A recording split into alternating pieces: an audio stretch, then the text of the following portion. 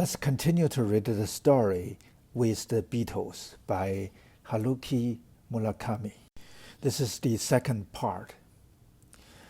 This girlfriend of mine was petite and charming. That summer, I went on dates with her once a week. One afternoon, I kissed her small yet full lips and touched her breasts through her bra. She was wearing a sleeveless white dress, and her hair had a citrusy shampoo scent. She had almost no interest in the Beatles. She wasn't into jazz either. What she liked to listen to was more mellow music, what you might call middle-class music. The Mantovani Orchestra, Percy Faith, Roger Williams, Andy Williams, Nat King Cole, and the like. At the time, middle class wasn't a derogatory term at all. There were piles of such records at her house, what nowadays is classified as easy listening. That afternoon, she put a record on the turntable in her living room. Her family had a large, impressive stereo system, and we sat on the big coffee sofa and kissed. Her family had gone out somewhere, and it was just the two of us. Truthfully, in a situation like that, I didn't really care what sort of music was playing.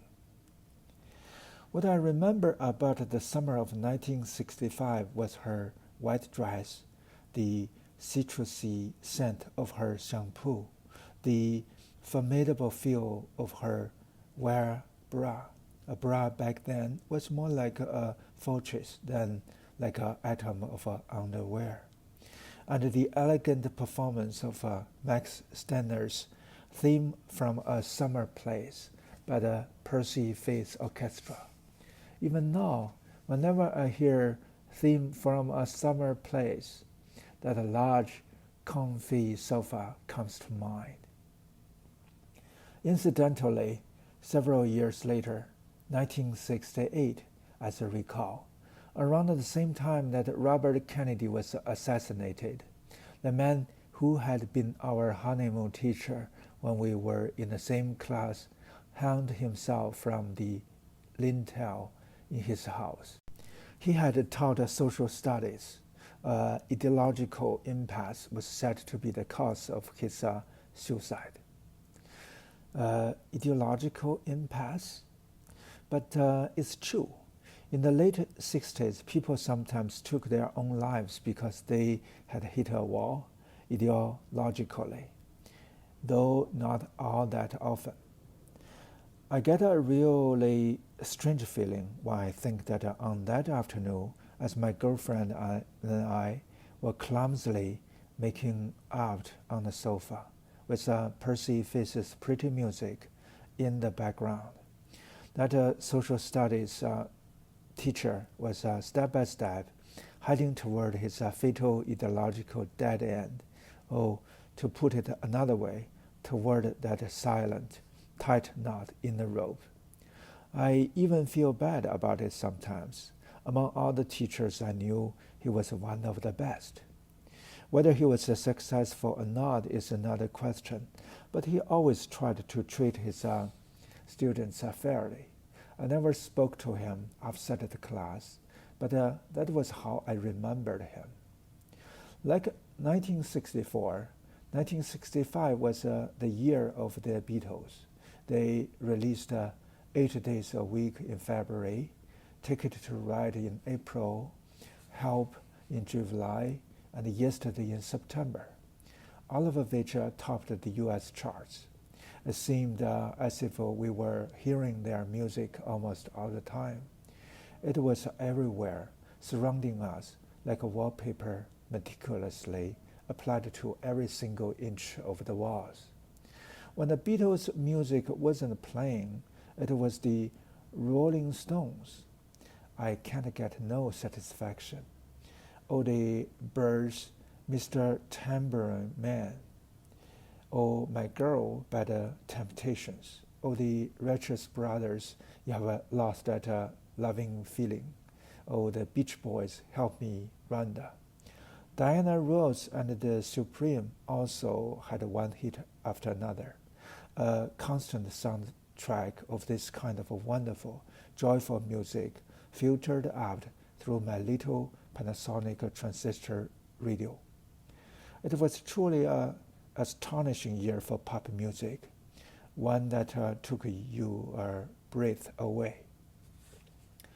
I've heard it said that the happiest time in our lives is the period when pop songs really mean something to us, really get to us.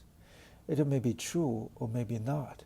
Pop songs may, after all, be nothing but pop songs, and perhaps our lives are merely decorative, expendable items, a burst of a fleeting color, and nothing more. My girlfriend's house was near the Kobe radio station that I always tuned into. I think her father imported or perhaps exported medical equipment. I don't know the details. At any rate, he owned his own company, which seemed to be doing well. Their home was in a pine grove near the sea. I heard that it used to be the summer villa of some businessman and that her family had bought and remodeled it. The pine trees rustled in the sea breeze. It was the perfect place to listen to theme from A Summer Place. Years later, I happened to see a late-night TV broadcast of the 1959 movie A Summer Place. It starred Troy Donahue and Sandra Dee, and was a typical Hollywood film about a young love. But nevertheless, it held together well. Percy Faith had a hit with a cover version of the Max Steiner theme song of the same title. In the movie, there is a pine grove by the sea, which always in the summer breeze, in time to the horn section. That scene of the pine trees swaying in the wind struck me as a metaphor for the young people's raging sexual desire. But that may just have been my take on it, my own biased view. In the movie, Troy Donahue and Sandra Dee are swept up in that kind of overpowering sexual wind, and because of it, encounter all kinds of real-world problems. Misunderstandings are followed by reconciliations. Obstacles are cleared up like a fog lifting, and in the end, the two come together and are married. In Hollywood, in the 50s, a happy ending always involved marriage, the creation of an environment in which lovers could have sex legally. My girlfriend and I, of course, didn't get married. We were still in high school, and all we did was clumsily group and make up on the sofa with a theme from A Summer Place playing in the background. "You know something?" she said to me on the sofa in a small voice, as if she were making a confession. "I'm the really jealous type." "Seriously?" I said. "I wanted to make sure you knew that." "Okay. Sometimes it hurts a lot to be so jealous." I silently stroked her hair. It was beyond me at the time to imagine how burning jealousy felt, what caused it, what it led to. I was too preoccupied with my own emotions. As a side note, Troy Donahue, that handsome young star, later got caught up in alcohol and drugs, stopped making movies, and was even homeless for a time. Sandra Dee, too, struggled with alcoholism.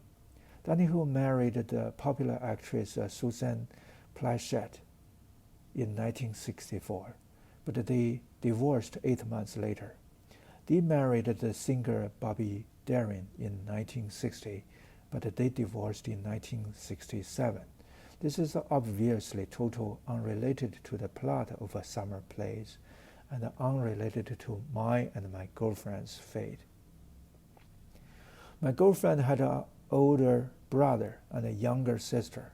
The younger sister was in her second year of junior high, but was a good 2 inches taller than her older sister. She wasn't particularly cute, plus she wore thick glasses. But my girlfriend was very fond of her kid sister. Her grades in school are really good, she told me. I think my girlfriend's grades, by the way, were only fair to middling, like my own, most likely. One time we let her younger sister tag along with us to the movies. There was some reason that we had to. The film was the sound of music. The theater was packed, so we had to sit near the front, and I remember that watching that 70 mm widescreen film so close up made my eyes ache by the end. My girlfriend, though, was crazy about the songs in the film. She bought the soundtrack LP and listened to it endlessly. Me, I was much more into John Coltrane's magical version of my favorite things, but I figured that bringing that up with her was pointless, so I never did.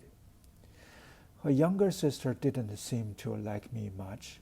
Whenever we saw each other, she looked at me with strange eyes, totally devoid of emotion, as if she were judging whether some dried fish at the back of the fridge was still edible or not. And for some reason, that look always left me feeling guilty. When she looked at me, it was as though she were ignoring the upside. Granted, it wasn't much to look at it anyway, and could see right through me, down to the depths of my being. I may have felt that way because I really did have shame and guilt in my heart. My girlfriend's brother was 4 years older than she was, so he would have been at least 20 then. She didn't introduce him to me and hardly ever mentioned him. If he happened to come up in conversation, she definitely changed the subject. I can see now that her attitude was a bit unnatural. Not that I thought much about it. I wasn't that interested in her family. What drew me to her was something very different, a much more urgent impulse. What impulse that could be, that is a good suspense, so I stop here.